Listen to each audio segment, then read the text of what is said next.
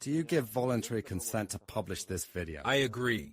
Surname, given name, middle name, date. Where are you from? Vladimir Anatolievich Antipov. I was born on August 10th, 1986 in Lugansk. Article, prison sentence? Article 258, 8 years. Article 258. Article 260. 260? Illegal armed groups. 258? Terrorism.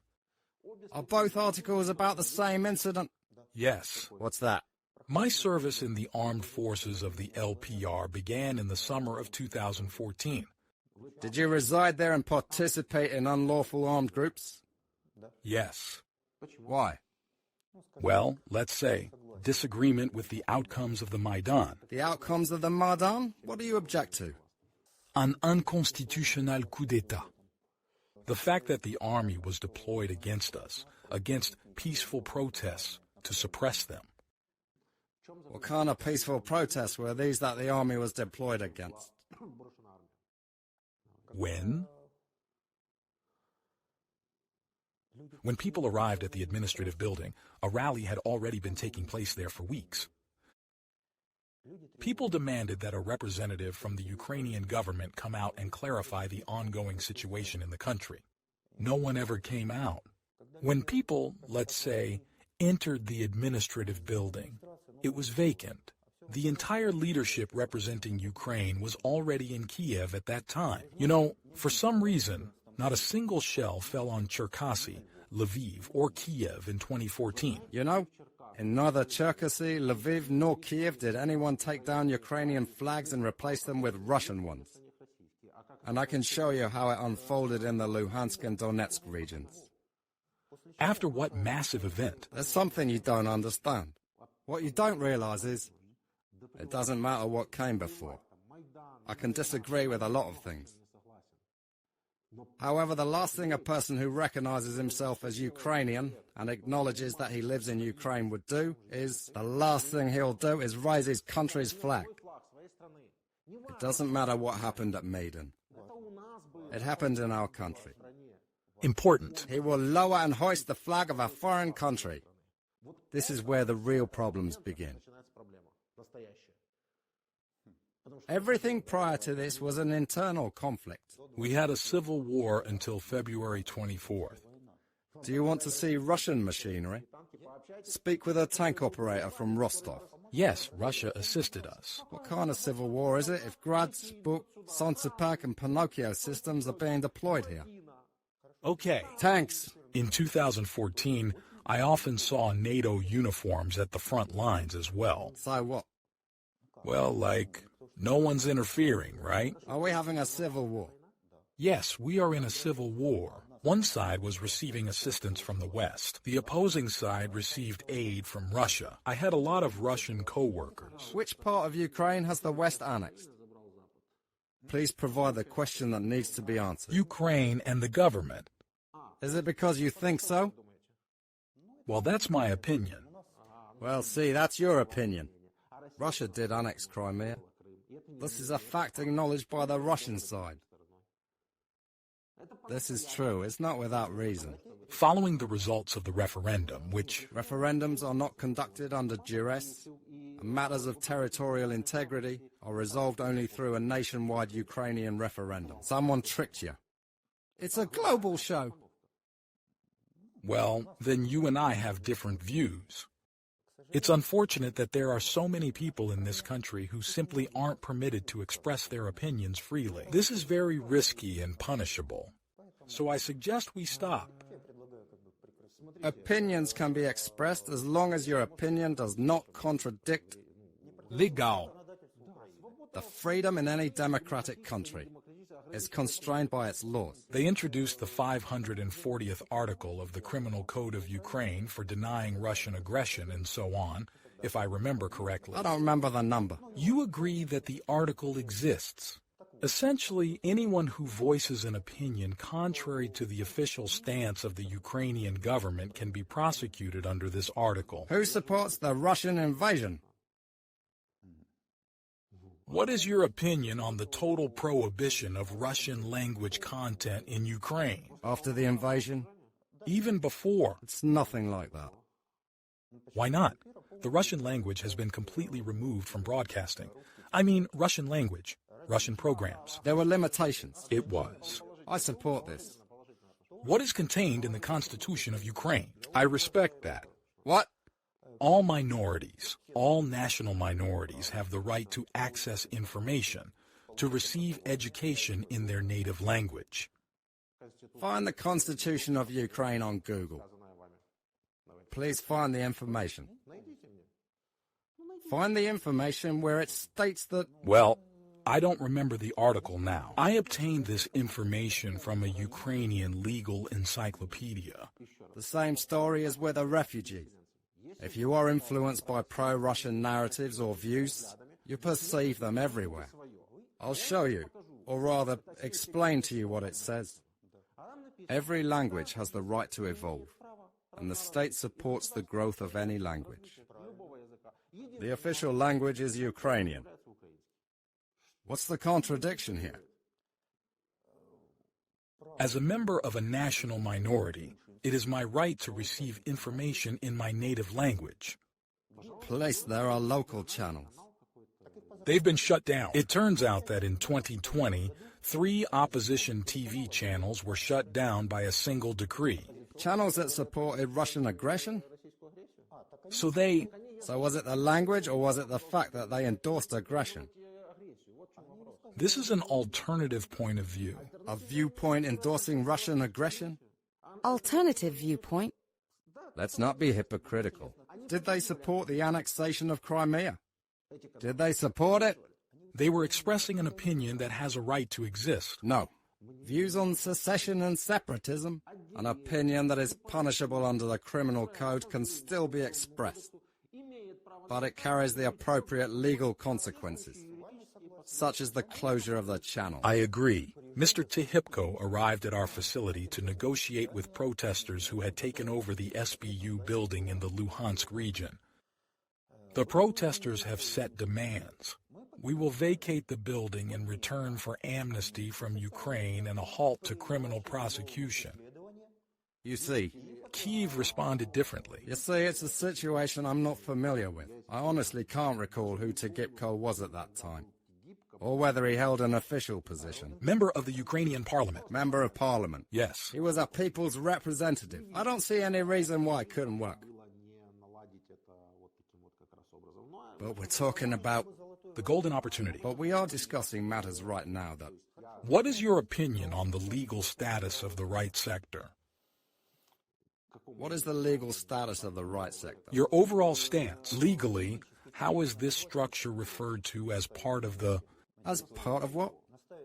Ukraine. Are you part of the Ukrainian armed forces? There is a unit from the right sector. It was. Well, what was the legal status in 2014? The Volunteer Corps is a unit of the Ukrainian armed forces.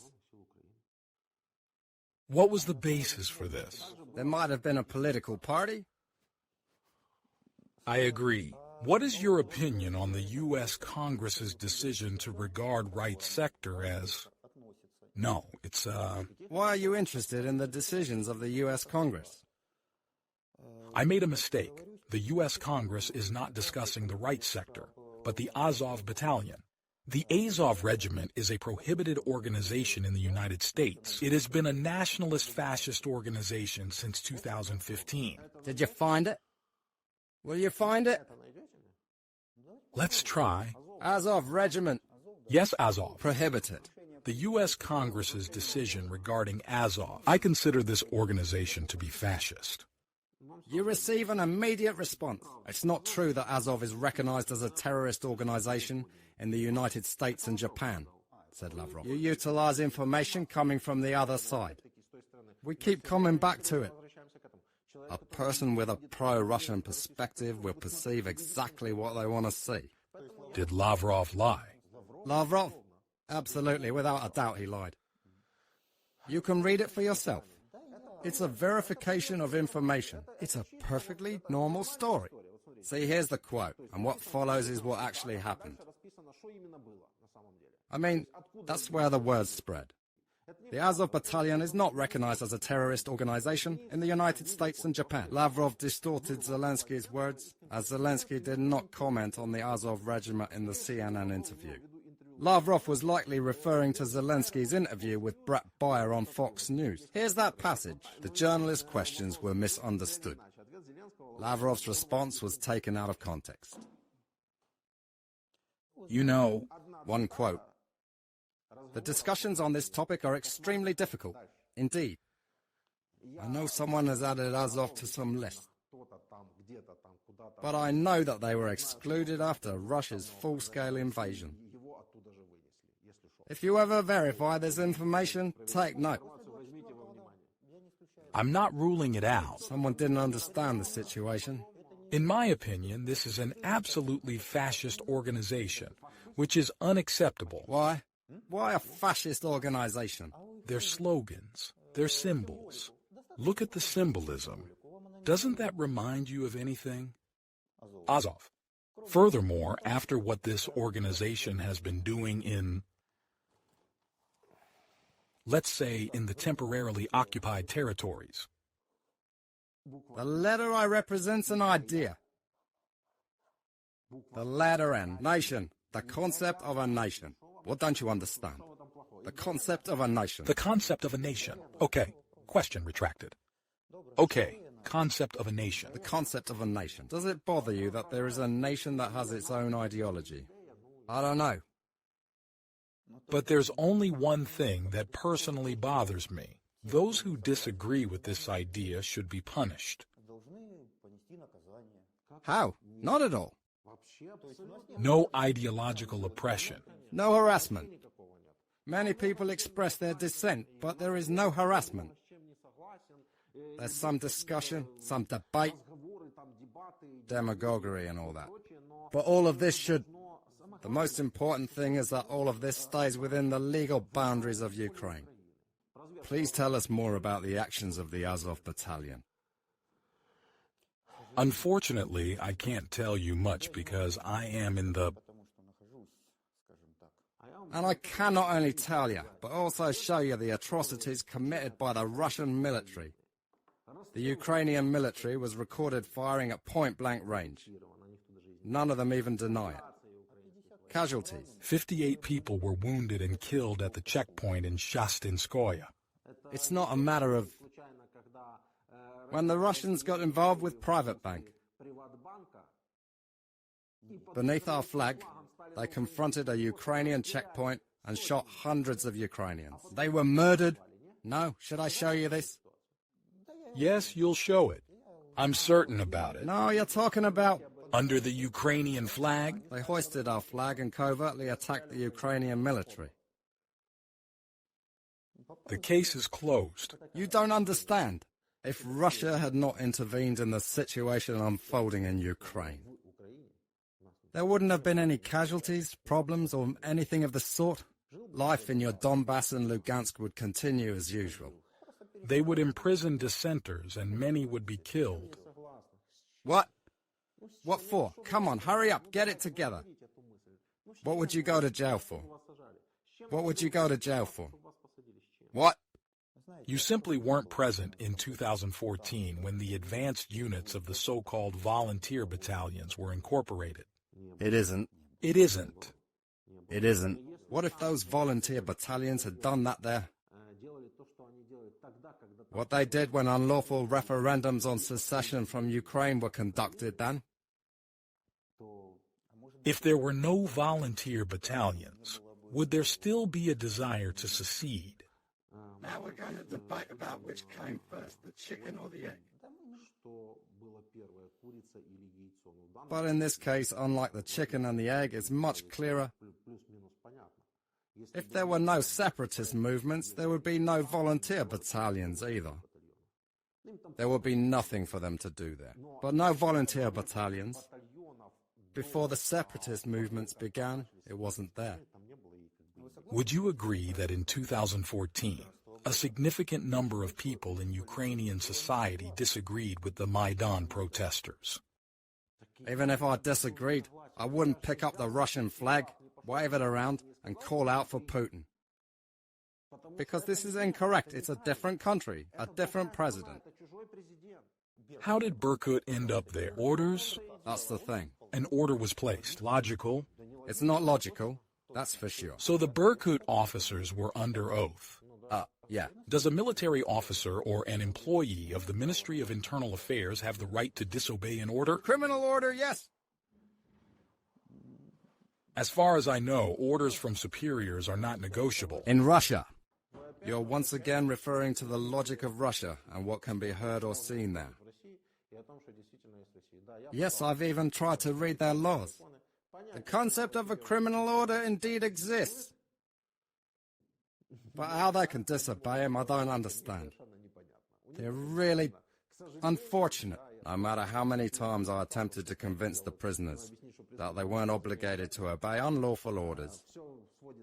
It all boils down to the logic of morality. Don't shoot an unarmed person, even under orders, if you believe it's wrong. We have clear criteria for a criminal procedure that you cannot violate. When Molotov cocktails were hurled at Berkut units, did such an event occur? Yes, it did. You don't understand. After Berkut assaulted innocent individuals, people stood up and came out to protest. That's when it all started. Indeed, people have rights. If the people have delegated power, it does not mean that this power is limitless. That is infinite. Yes, and there's no doubt about it. The people have vested power in Yanukovych, and he can also revoke it. The students who were attacked didn't break any rules at Maidan. They didn't violate anything. Absolutely nothing was violated. Isn't that clear? Why this was done is unclear. They were not breaking any rules. They were standing under the stela and had the right to peacefully protest. Why was Berkut brought to a peaceful rally? The story begins, a completely peaceful rally. Berkut might have been dispatched there by someone intent on stirring up conflict. Because everything was done in front of the cameras. They were attacking people who hadn't done anything wrong. In other words, it was impossible to find a better reason to stir up the people, given the condition that there are many minors. They punish the children. The occasion is a good one, I agree. Well done. Who ordered the Berkut squad to do this? About the rally. Obama, Biden, Nuland. Who are they? I disagree about the peaceful rally. Secondly, when rocks were hurled at the Berkut unit. Then the stones flew. Yes. The Berkut was in operation. Yes. That's right. When a bottle of gasoline is thrown at him, it's an attempt on his life. Do you agree? You're attempting to guide me through a logical sequence, but you keep overlooking the initial step. One more time. They are guilty of assaulting students. Once again, the source of power in Ukraine is the people. This is not Russia. No, this isn't Russia.